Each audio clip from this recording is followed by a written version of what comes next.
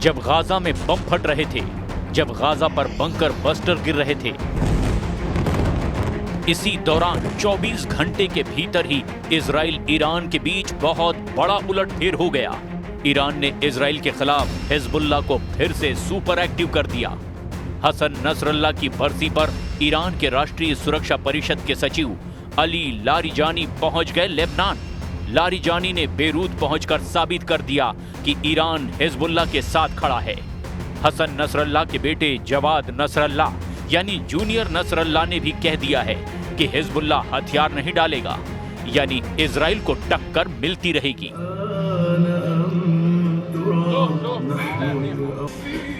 ये है लेबनान की राजधानी बेरूत। बेरूत में दक्षिण का ये इलाका हिजबुल्लाह का गढ़ कहा जाता है।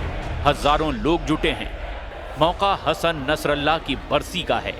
ये लोग उसी जगह इकट्ठा हुए हैं जहां नसरल्लाह की कब्र है, और यहां लगे पोस्टर बता रहे हैं कि हिजबुल्लाह सुपर एक्टिव हो चुका है और उसको फिर से सक्रिय करने वाली ताकत ईरान है। नसरल्लाह की बरसी पर हिजबुल्लाह के मौजूदा चीफ नईम कासिम का वीडियो संदेश दिखाया गया। नईम कासिम ने साफ साफ कह दिया कि हिजबुल्लाह जंग के लिए तैयार है।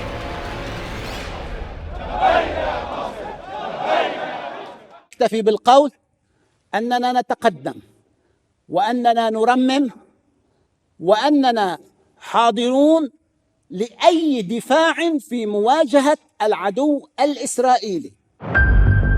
जहां नईम कासिम का भाषण चल रहा था, वहां आसपास लगाए गए पोस्टरों में ईरान के सर्वोच्च नेता अली खामनेई की तस्वीर भी थी, और साथ में कई जगह हसन नसरल्लाह की तस्वीरें भी लगाई गई। ये वीडियो देखकर नेतन्याहू की फिक्र बढ़ गई है, क्योंकि नईम कासिम ने कह दिया है कि हिजबुल्लाह के लड़ाके हथियार नहीं डालेंगे। इस युद्ध में वो कुर्बानी देने से पीछे नहीं हटेंगे। نزع السلاح يعني نزع القوة تلبية لمطلب إسرائيل ولتحقيق أهدافها. ثالثا، لن نسمح بنزع السلاح وسنواجه مواجهة كربلائية لأننا في معركة وجودية। नईम कासिम ने जो बात कही उसके पीछे ईरान से मिलने वाला इशारा भी है। हसन नसरल्लाह की बरसी पर ईरान के राष्ट्रीय सुरक्षा परिषद के सचिव अली लारिजानी का होना एक बड़ा मैसेज है। मैसेज ये कि हिजबुल्लाह खत्म नहीं हुआ है, हिजबुल्लाह अभी जिंदा है, हिजबुल्लाह लड़ता रहेगा, और ये तीनों बातें सबसे ज्यादा इजराइल को तनाव देंगी। ईरान इस बात की गारंटी दे रहा है।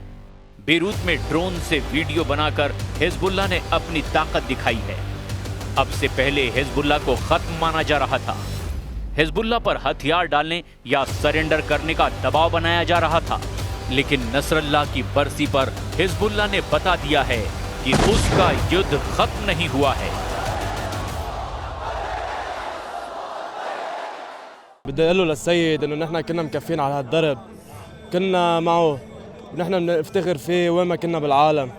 نحن هلا جينا لهون نثبت وجودنا ونثبت وجود كل الدنيا انه نحن مع المقاومه لاخر نفس. كأثمر نصرا وعزا وفخرا، نحن هون لنجدد هيدا العهد ونقول انه نحن مع المقاومه مع المقاومه مع المقاومه الى ان ينقطع النفس। हिजबुल्लाह को लेकर सबसे चौंकाने वाली खबर तो कुछ और ही है, और एक तरह से इजराइल के खिलाफ एक नया चक्रव्यूह बनते हुए नजर आ रहा है। हिजबुल्लाह चीफ नईम कासिम ने कहा कि वो सऊदी अरब से बेहतर संबंध चाहते हैं। नईम कासिम यानी हिजबुल्लाह के सऊदी अरब से संबंध सामान्य होते हैं, तो इसे इजराइल के खिलाफ एक बड़ा चक्रव्यूह बनते हुए देखा जा सकता है। ईरान में राष्ट्रीय सुरक्षा परिषद के सचिव अली लारिजानी ने भी कह दिया है कि सऊदी अरब एक मित्र देश है और वो हिजबुल्लाह की सऊदी अरब से बातचीत की पेशकश का स्वागत करते हैं। अब सवाल ये है कि क्या इजराइल के खिलाफ ईरान, हिजबुल्लाह और सऊदी अरब एक प्लेटफॉर्म पर आ सकते हैं? 19 सितंबर को नईम कासिम ने सऊदी अरब के क्राउन प्रिंस मोहम्मद बिन सलमान को बड़ा मैसेज दिया था। नईम कासिम ने कहा था कि वो सऊदी अरब के साथ एक नया रिश्ता कायम करना चाहते हैं, बातचीत चाहते हैं, ताकि दोनों पक्षों के बीच में जो दिक्कतें हैं उन्हें दूर किया जा सके। सऊदी अरब के लिए हिजबुल्लाह का मैसेज अरब मीडिया में छाया रहा, क्योंकि हिजबुल्लाह चाहता है कि इजराइल के खिलाफ अब सऊदी अरब उसके साथ आ जाए। कतर से लेकर तुर्की और बाकी अरब देशों से लेकर इजराइल तक हर जगह ये खबर छाई रही है। गाजा में इजराइल की बमबारी, 66,000 लोगों की मौत और 700 दिनों से ज्यादा चली आ रही इस जंग को लेकर पश्चिम एशिया में बहुत कुछ बदल चुका है। हिजबुल्लाह को लेकर अरब देशों का नजरिया भी बदला है, क्योंकि इजराइल से लगने वाली सीमाओं में सिर्फ लेबनान का हिजबुल्लाह ही रहा है जिसने इजराइल को टक्कर दी है। लेकिन ये टक्कर भी हसन नसरल्लाह की मौत के बाद से कमजोर पड़ी है।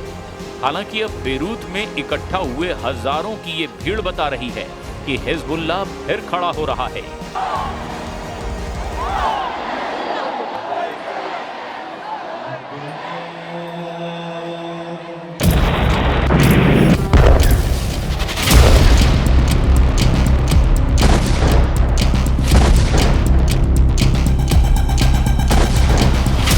ठीक एक साल पहले 27 सितंबर 2024 लेबनान की राजधानी बेरूत पर इजराइल का हमला हुआ।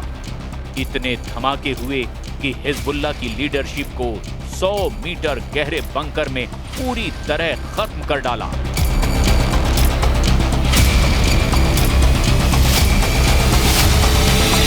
इजराइल ने एक साल पहले हिजबुल्लाह चीफ हसन नसरल्लाह को मार डाला था। तब हिजबुल्लाह कमजोर जरूर हुआ, क्योंकि उसकी लीडरशिप पर बार बार हमले हुए। अब 27 सितंबर 2024 को याद करने के लिए बेरूत में हजारों लोग इकट्ठा हुए। पोस्टरों में हिजबुल्लाह के उन तमाम कमांडरों की तस्वीर है जिनको इजराइल ने लगातार हुए हमलों में खत्म कर दिया। كانت الصدمة قوية، انفجار كتير قوي، يعني اهتزت الضاحية وبيروت وكل أرجاء لبنان اهتز. اللحظات الأولى قلبنا ارتجف شوي وبعدين سمعنا خبر استشهاد इसमें कोई शक नहीं कि लेबनान में इजराइल का दायरा बढ़ा है। इजराइल की फौज लेबनान में भी घुसी, लेकिन फिर उसे वापस लौटना पड़ा। अब 24 घंटे के अंदर बेन्यामिन नेतन्याहू को मिला है बड़ा चैलेंज।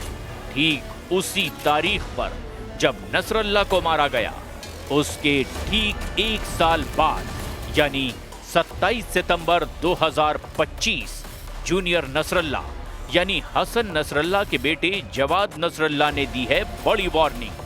जवाद नसरल्लाह का दावा है कि हिजबुल्लाह से हथियार छीनने के बारे में सपने में भी ना सोचना।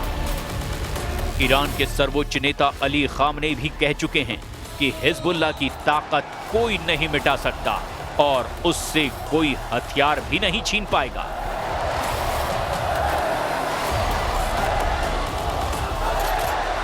هر تصمیمی که دولت لبنان با همفکری مقاومت بگیره مورد احترام ماست. ما دخالتی در تصمیم گیری شما نداریم. جای دوست و دشمن رو عوضی نگیرید. बेरूत में मनाई गई बरसी में जूनियर नसरल्लाह यानी जवाद नसरल्लाह को भी देखा गया। अब जवाद नसरल्लाह को बहुत उम्मीदों के साथ देख रहा है हिजबुल्लाह का कैडर। लेबनान में हिजबुल्लाह का शक्ति प्रदर्शन बता रहा है कि इजराइल को चौकन्ना रहना पड़ेगा। क्या जूनियर नसरल्लाह ने हसन नसरल्लाह के मिशन को पूरा करने की अब ठान ली है?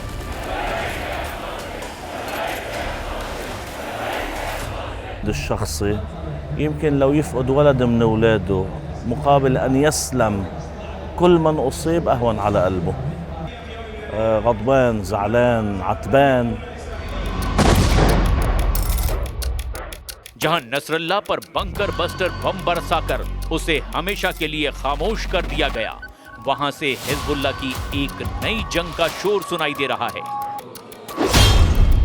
क्या जूनियर नसरल्लाह का दावा बता रहा है कि फिर जिंदा हो चुका है हिजबुल्लाह? क्या हिजबुल्लाह को ईरान से फिर मिलेंगे हथियार? क्या यमन के बाद हमले के लिए तैयार है लेबनान? बेन्यामिन नेतन्याहू कैसे तोड़ेंगे हिजबुल्लाह का नया अवतार?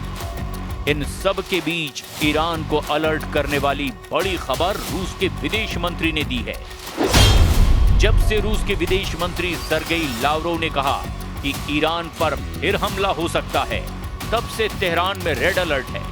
सिग्नल साफ है कि इजराइल कोई बड़ी तैयारी कर रहा है, जिसकी खबर पुतिन को हो चुकी है और उन्होंने अब ईरान को आगाह भी कर दिया है। रूस और ईरान की दोस्ती बहुत पक्की है। यूक्रेन के युद्ध में ईरान ने रूस को बड़ी मदद की है। हजारों शाहिद ड्रोन रूस को सप्लाई किए गए और इन्हीं ड्रोन की टेक्नोलॉजी से रूस ने अपनी ड्रोन फैक्ट्री तैयार की। ईरान की ड्रोन वाली सपोर्ट ने ज़ेलेंस्की की फौज का जीना मुश्किल कर दिया।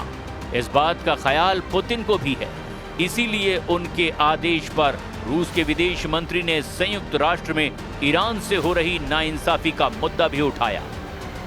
И его стремление добиваться от Тегерана односторонних уступок путем шантажа и давления. Считаем такую политику неприемлемой, а все манипуляции для восстановления антииранских санкций ООН, как и сами эти санкции, незаконны. एक बात तो बिल्कुल साफ है कि ईरान और रूस साथ साथ है और अब ईरान हिजबुल्ला को फिर से खड़ा करके बाकी अरब देशों का गुट बनाने की भी कोशिश कर रहा है। कतर पर हुए इजरायली अटैक ने पहले ही अरब वर्ल्ड को इजराइल के खिलाफ कर दिया है, लेकिन दूसरा सच ये भी है कि लेबनान में हिजबुल्ला और यमन में हूथी के अलावा इजराइल से लड़ने की ताकत अब तक किसी अरब देश ने नहीं जुटाई है।